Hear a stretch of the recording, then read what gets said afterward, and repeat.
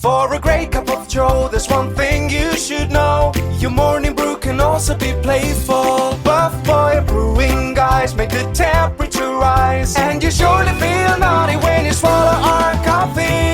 If you want some real heat, give your mouth a fine treat. You will want some more, rest assured. Buff Boy Brewing, you can't get enough of. It's time for The Scribble, your weekly fix of celebrity chats, bizarre stories in the news, and basic random chatter with best-selling author and syndicated radio host Jeremy Bradley. Make sure your seat is in the upright and locked position and your barf bag is securely in place. Here's Jeremy Bradley. Thank you very much, Larson. Jeremy Bradley here. This is The Scribble. Thank you for tuning in today. Happy Canada Day to our Canadian listeners, and 4th of July. We have a show on the 4th of July, so I'll wish you a happy Independence Day now, and if I remember, I'll do it again next Friday, all right? So, that brings me to what we're talking about today, which is, do you have national pride? And given the political climate that Americans are in, that might be a relevant question. Well, I think I know the answer for a lot of people. But, when I was growing up, it was meant to be a very big deal that you needed to be a proud Canadian. Right? You had to be proud of your country. You had to be, waving the flag. You had to be cheering for your team during the Olympics, right? Team Canada, that was kind of our thing. You had to... and it was just instilled in you that, you're Canadian. And this goes for Americans too. I'm just saying Canadian because that's where I was growing up in Canada. But, right? Like, it was just kind of, you had to have that national pride. Like, that's where I'm from. And so as you get older though, then you start to, going back to the sports thing, like the Olympics, you kind of have your home team, right? When it comes to hockey or football or whatever it is. And what happens if you move away though? Like, I grew up in Winnipeg, so, the Winnipeg Jets were, that should be the team that I like, right? Because that's where I'm from. And okay, so what then if I move to Toronto or I move to Los Angeles? Do I have to I'm supposed to like Los Angeles Kings now and not Winnipeg, even though that was my hometown, that's where I was grew up. Like, what's the math on this? Like, how do I? So that's what we're talking about on the show this week is national pride. And is it necessary? Is it still a thing? Do you still have that loyalty for all aspects of life, whether it's sports, whether it's travel, whether it's whatever, right? That's what we're talking about on the show, and it starts right after this. Isn't it crazy that you wait for payday, but before you know it, you're strapped for cash again? It's time to stop blowing your money and become a smart spender with the book, The Official Guide to Being an American Cheapskate at cheapskatebook.com. Learn simple ways to cut costs at home every day and during special times of the year. Don't go broke at Christmas. Don't remortgage the house for a fancy vacation. The book is filled with tips to save you money throughout the year. Check out the best-selling book, The Official Guide to Being an American Cheapskate at cheapskatebook.com or on Amazon and iTunes. Ever had something to get off your chest but never had the balls to say it? That's a load of crap. Speak Free with JB.com is exactly what you've been waiting for. Your chance to tell it like it is and not care what anybody else thinks. Have your say on issues of the day. Join newspaper and radio columnist Jeremy Bradley as he tells it like it is. Hundreds of thousands of people have stopped by, including some well-known celebrities who have had a chat with JB and speak candidly about what's really going on in the world. You can join them too. Have a rant or a rave. Be brave and head on over to www.speakfreewithjb.com now. JB here on The Scribble. So, are you proud of your home country? Depending on where you're listening to this from around the world, your answer might be different than Americans. We saw earlier this year in spring after, well, I guess it was winter, after Trump took over in the United States, a lot of Canadians had to rally together when it came to the whole threats of tariffs and, 51st state and all this other stuff that Trump was spewing. And I had never seen so many, and again, the exceptions are, of course, being like the Olympics or whatever, but I've never seen so many people all of a sudden stick up for their country and be very patriotic. And it struck me because I would see all over the city. Now, you have to, just in case you don't know, my time is split between West Hollywood and Winnipeg. So I'm Canadian, but we have a house in Los Angeles, and we do business. We have a business in Los Angeles as well. I'm back and forth, but I'm was born in Canada and lived there for 30 some years. So to go back home and see so many signs outside of buildings, Canadian owned, proudly Canadian owned, proud Canadian company since 19 whatever, on the weekly sales flyers when you get them, almost every national store has a maple leaf or, the word Canadian or something on it to just go and say, like, we're a Canadian company. And it's strange to think that it took threats from another country to kind of have everybody sort of pull together. Now, a few years ago, when we had the pandemic, and we had all these restrictions, and in case you're not Canadian and you're not familiar with what happened, Justin Trudeau was very, I was going to say sort of a dictator, when at the very beginning of the pandemic, he was, fatherly and gentle and kind of very reassuring to Canadians. And as time went on, it was very much, you're doing this, you're not doing this, you can't do this, don't even think about doing this. If you do this, we're going to do this to you. We're going to do that. And so that's when we had protests, that's when we had lockdowns where we couldn't leave our province, which apparently was illegal, that they can't do that. They can't restrict you from moving to to going from place to place in Canada, but they were. And then if you do these protests, we're going to go into your bank, we're going to freeze your bank account, we're going to, the RCMP are going to come in, the police are going to go through it, and you're like, where am I living? And so I experienced that because I was still traveling for work. Journalism is an essential service, so I was still allowed to go back and forth because I was doing our radio shows and, I was reporting. And we had this hotel quarantine thing where if you left first of all, you needed to have a corona test, negative test beforehand. You had to show it at the airport. Then you had to be tested when you got there. Then you had to have another test before you can come home. When you came home, though, there was a mandatory hotel quarantine, which meant you could only fly to certain cities because they changed that. I flew to Toronto. I refused the hotel quarantine because I was like, I have a house in Winnipeg. There's no need for me to spend, and of course they jacked up the prices for that too, right? So you have to pay to stay in this hotel. You're being imprisoned, and you've got to pay to stay there. They were giving shit food. People were being assaulted. It was, people weren't being fed properly. You had no access to the outside world. You were treated like a prisoner. And I said, that is not the Canadian way, and I refused. And so I was given a ticket for over $6,000. I've still never paid it. Thank you. And I was just like, yeah, no, I'm landing in Toronto. I'm refusing the quarantine, and I'm going on my way and flying home to Winnipeg. So give me the ticket. Peace out. And as I said, all these years later, I've still never paid it. But that was, so this was in June of that year. And of course, Canada Day was, a week or two later. And I was a newspaper columnist for a newspaper that has since shuttered in Manitoba. But I wrote, I think it was like a 2 or 3 part, you only have so many words on a newspaper page. So I think it ended up being about a 3-part series that I was ashamed to be a Canadian. And there aren't many times in my life when I've felt that way because, as I said at the start of the show, it's kind of like, that's my country, that's my homeland, and I gotta love it. I gotta. That's just the deal. When you're born there, it's always a part of you. Because I just felt like, wow, I was made to feel intimidated when I was at the airport, made to feel like I'm a criminal. I was bullied. And I don't want that. The government making me feel that way is not cool. So now you fast forward when you've got the Trump regime again, and Americans are kind of going through the same thing. And I guess I could even be subjected to it as being an outsider coming in. Canadians are being warned. So again, this is maybe news to Americans, but Canadians are warned from our own federal government. Like there's going to be searches of your electronic devices. You're going to get extra questioning. You're going to be pulled aside. You're going you might not even get into the country. You could be taken away from the country and not returned to Canada. Like you've got federal governments giving you these warnings about traveling to the U.S.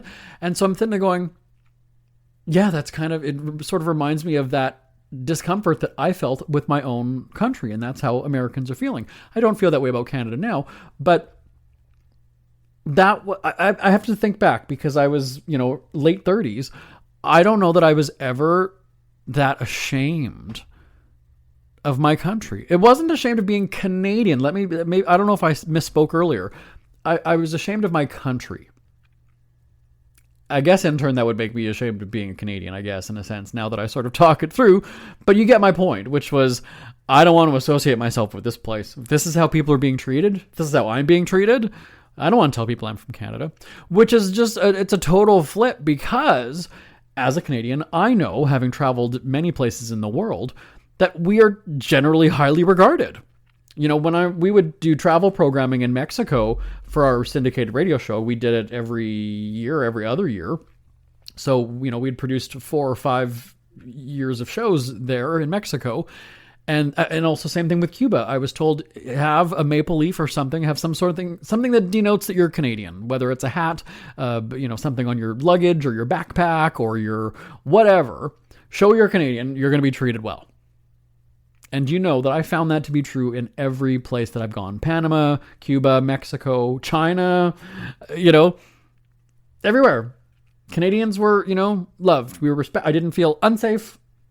I was like, okay. And again, so in a place like Panama or Cuba, this is even just a few years ago, to be told by locals, this isn't just like, oh, well, I heard this, I read this on the internet. No, I was told by people that live there, from the people that live in these countries, that, if you're Americans, people would either, charge you more for things, or they wouldn't be as nice to you, or they would lie to you and tell you something when, it's different. Canadian, you have got more opportunities in our country. And so I'm kind of like, wow, that's pretty cool. I didn't realize it, right? So it's not until you actually experience it, when you go somewhere else and then you encounter that.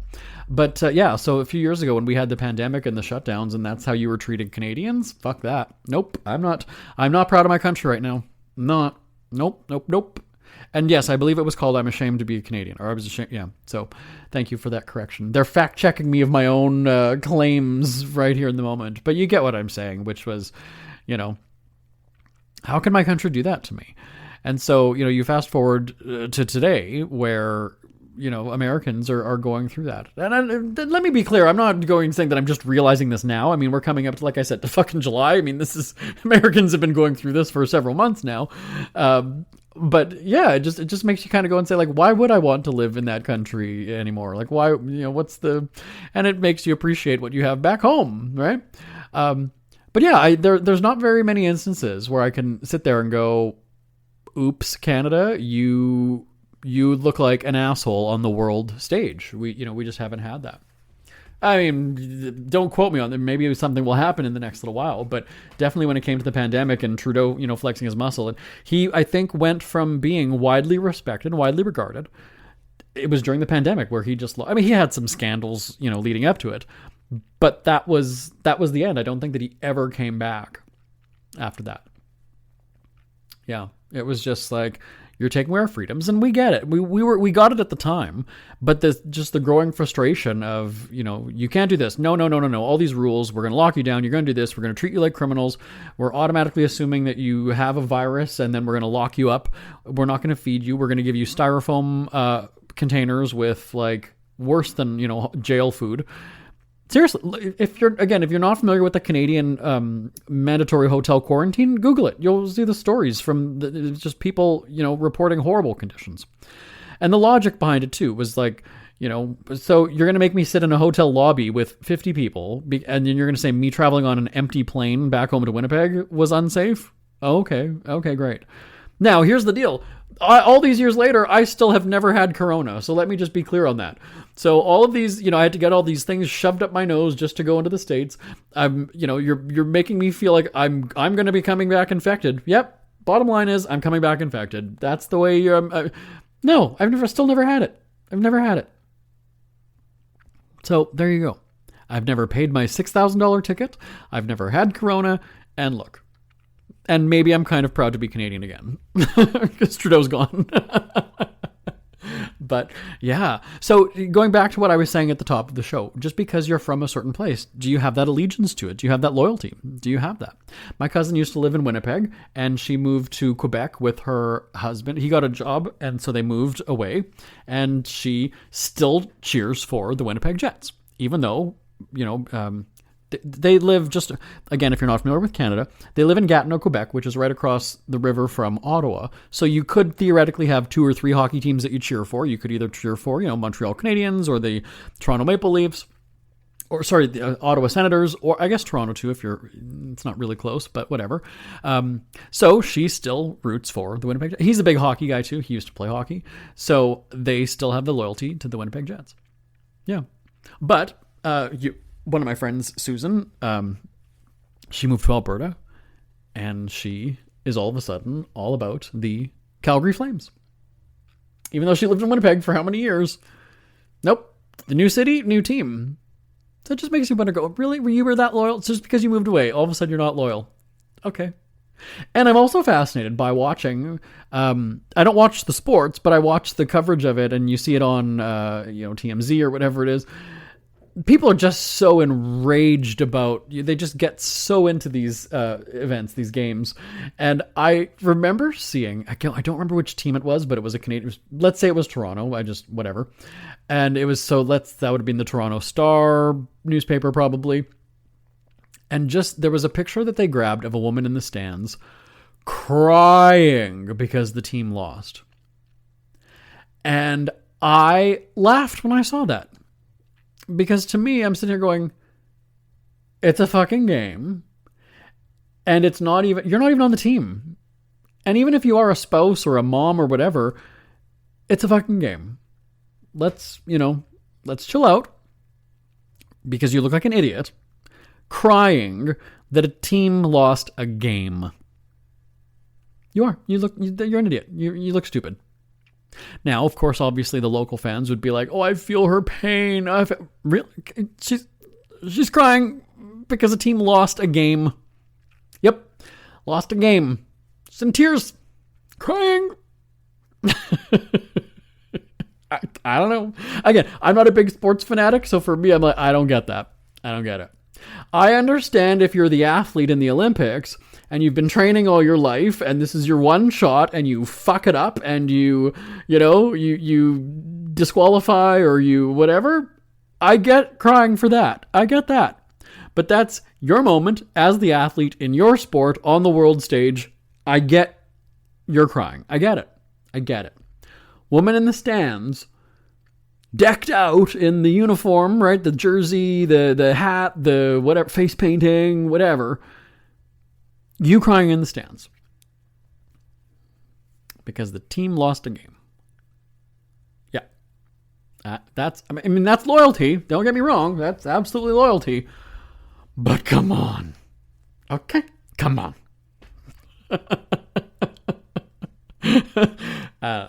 So, do you feel, just because you were born somewhere or live somewhere, that you have to have loyalty? Whether that's to a team, whether that's just to a city in general, send me an email, live@jbonair.com, live@jbonair.com. Now, when we come back, I'm going to talk about some regional, just stick around. We'll be right back on The Scribble. It's never too early to start thinking about your next holiday. Have you checked out Mexico recently? From tequila tasting, swimming with horses, to ziplining through the jungle and watching whales and dolphins in their natural habitat, Puerto Vallarta has it all. Visit mexico.jbonair.com to see all the fun PV has to offer. That's at mexico.jbonair.com for hundreds of photos, interviews, and videos from around the tourist hotspot. Check out mexico.jbonair.com for all the fun. That's mexico.jbonair.com. Who are the Kardashians feuding with now? What did that little thug Justin Bieber do this time? Who's getting hitched? And who's headed for Splitsville? Hear the latest celebrity news and gossip every day on Entertainment Wrap-Up. The good, the bad, the ugly, but mostly the ridiculously hilarious. It's all recapped in this daily segment at entertainmentwrapup.com. Have a laugh at the expense of the rich and famous when they take themselves way too seriously. It's 3 minutes of time-wasting fun at entertainmentwrapup.com. Check out Entertainment Wrap-Up at entertainmentwrapup.com. Brought to you by Speak Free Books. JB here on the Scribble. I didn't even know how to set up this segment, which is kind of why I just tripped through it. I just sort of stumbled through it. But I mentioned in the last segment, my cousin lives in Quebec now. Obviously, it's a very French province in Canada. And one thing that I've realized in traveling as much as I have is people will pick up that accent when they are in a certain place. So when we were taping my 30th birthday show for our syndicated radio program back in the day, this is almost like 13 years ago now, we went to Nova Scotia. And after 4 days of zigzagging around the province and being around all these locals, I started talking like them. So I went clamming. My words didn't have a G at the end, right? So I was all of a sudden starting to talk like them because I'd been around them for so long. Now they're speaking English, but I'm like, am I developing an accent? Like, I'm speaking like these people and I've only been around them for a few days. Like, what's that about? So I've noticed that, let's go back to the example of Montreal, or Quebec, Montreal anyway. We taped tourism programming in Montreal 2 or 3 times, and then in Quebec City 2 or 3 times. And yeah, so we did some shows in Quebec, the province, several times over the years.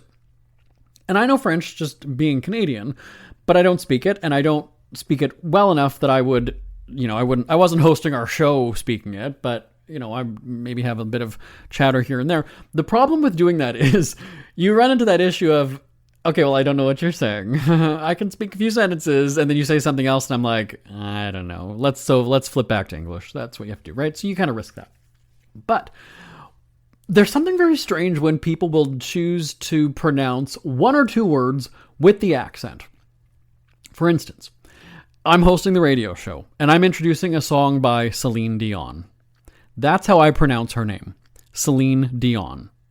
For some reason, when you're in Quebec and you're talking to somebody, I would be saying it Celine Dion. That's how I would say it, because that's how they pronounce it there. So why would right now I'm speaking to you in a regular, just, English. I don't have a British accent. I don't have any accent. I'm just English. But I'm going to tell you about this interview that I did with Celine Dion. I would never do that. I don't flip into an accent just to say 2 words. Something that I notice. So when I'm in a restaurant in Winnipeg, my hometown of Winnipeg, I'm looking at the menu and I will have the poutine. Okay? Americans, you know what poutine is. Now you've heard all about it, hearing about Canada all these months. But I go to Quebec. How am I going to pronounce it? I will have the poutine. I'll have the poutine. Poutine. Poutine. Why am I saying the one word with an accent? One word. And so flip to like Mexico. Whenever we've done tourism broadcasts or whatever, all of a sudden I'm expected to say gracias when I'm handed something. Gracias. I don't speak the language. Because then, again, you run that risk of the person all of a sudden now speaking their language and me going, that is the only word I know. Sorry, English only. Right? Like, what? Like, to me, I would just be like, okay, great, yeah. But we feel like we've got to impress them. Like, I've got to look like the, intelligent person. No, I'm in your fucking country. You've got to wine and dine me. If you want me to come back, if you want me to spend my money in your restaurant or in your country, no, you speak my language. I'm not here to impress you. Oh, I know your language. No. I speak English. You speak English to me. That's what it is. Oh, gracias. And then now they're going to start speaking Spanish. And I'm like, I don't know. Right? Like, I would just like, that's just weird. And same thing, like on one of my radio colleagues, you remember the Abrego Garcia? Well, my radio colleague had recorded a segment. This is months ago, probably in like March or whenever that whole thing happened. And he sent me the segment, and he's like, tell me what you think about this. And it was a commentary. So he's going on, and it's Abrego Garcia. Like, dude, you live in fucking Vancouver. Like, why just because you say this one name, you suddenly affect an accent? Like, where does that come from? It's strange. And especially, too, because in journalism, when you're reporting or when you're doing commentary, you would refer to the person by their full name on the first reference, and subsequently, you would just use their last name. So, if you're doing a story about me, it would be Jeremy Bradley, da-da-da-da-da-da-da-da-da-da. Bradley said, da-da-da-da-da-da-da-da. According to Bradley, da-da-da-da-da-da-da. It's not according to Jeremy Bradley. Jeremy Bradley said, Jeremy Bradley once did. No, it's just Bradley. Now, the difference would be if you're referring to more than one person with my last name, then you would say Jeremy, right? But he's doing Obrego Garcia. Like, dude, what? And he was saying the full name, every time. Not just the last, not just Garcia. It's Garcia. Garcia. Just say Garcia. It doesn't, no, it's just, so, Celine Dion with Putin. Celine Dion will have Putin. No, Celine Dion will have Putin. Like, that's, I don't know. And then, it's something like on The View, which, God, I hate that show, but, you have Sunny Hostin, who when she talks about relationships, she gets like Jenny from the Block, like she's about to host in Living Color. She'll be, no. My man, he is not. And I'm like, why are you talking about that? That's not how you talk normally. And she does the same thing, actually, now that whenever she talks about Puerto Rico, Latina. But yet every other word that when she talks normally, and what I mean by that is no accent, no flourishes on words, she can talk. Puerto Rico. Why aren't you rolling your R's when you say other words? Words. Right? Your earrings. Why aren't you? No, but Puerto Rico. Those are the only... You only all of a sudden have a Spanish accent when you say Puerto Rico. Puerto Rico Garcia. Obrego Garcia. It's strange to me. It's strange. Do you know what I'm talking about? Like, you've heard this, right? You've heard people do this. Like, you're Madonna, all of a sudden you have a British accent when you say certain words. I don't know. I don't get it. But no, I do not say Celine Dion. It's just not English. That's how I'm doing it. If I'm using a French word, I'm just going to say it the English way. Aujourd'hui. Poutine aujourd'hui. I had poutine today. Poutine aujourd'hui. Poutine aujourd'hui. No. Because when I do it, I sound like a Ukrainian. Or I sound like I'm Greek. Anyway, send me an email. Tell me if you've picked up on that. live@jbonair.com. live@jbonair.com. Back on the Scribble right after this. We hear you chirping. Get scribbling. Tweet up the Scribble at The Scribble Show. Join the discussion with Jeremy Bradley. It's all going down right now on Twitter @The Scribble Show and @thescribbleshow.com. JB here, back on the Scribble. So they were just telling me that it's Kilmar Abrego Garcia. Yes, I know that, but I'm just saying the flourish that my said friend it was on the Abrego Garcia. Kilmar, you don't go Kilmar, right? It was okay. Anyway, this is also the first week in a long time that our show has come in on time, right? Normally we do 30 minutes almost exactly on the dot, and now I'm vamping because we have about 2.5 minutes left. And so they're like, oh, you weren't as rambly this week as you have been for the past, 17 fucking weeks. Anyway, so happy Canada Day, as I said at the top of the show. Happy 4th of July. And I would love to hear your thoughts about patriotism. Are you proud of your country? Do you proudly wave the flag from whence you came? Does it matter what's happening in the world, maybe? Legitimate questions. I'm not setting you up for anything. I just really want to know. The email address is live@jbonair.com. live@jbonair.com. I'm coming around again to kind of be... I'll tell people I'm Canadian. When it comes to the shit that's happening in the States, I'm Canadian. You know, it's funny because there was a time at the very beginning. See, now I'm launching into a story and they're like, we were just going to wrap on time. Back when I was starting to host my radio show, I was in Canada and I did not want people to know that I was Canadian because it was a very separate, like, Americans want Americans on their airwaves. Oh, you're hosting a show on my station from Canada? Nope, we don't want that. That's not... And so I was hiding it. I was, I was pretending that I wasn't, it just wasn't an issue. I wasn't bringing it up. I wasn't mentioning it. It was, and then some listeners would be like, you have a Canadian accent. You're Canadian. And I was like, oh shit. So back again, 18, 19 years ago, it was kind of one of those things where in broadcasting, I didn't want people to know I was from Canada because that would be a bad, the American audience, that's a huge market. Like, that's big. I can't let them know I'm Canadian. Now it is the other way around. I am not American. Nope, not American here. Canadian. Thank you very much, ladies and gentlemen. That's how the times change, right? Isn't that crazy? Times change. I'm Canadian. It's offensive if you were to call me an American. No, thank you. No, thank you. It really does put it all into perspective when things like that happen, right?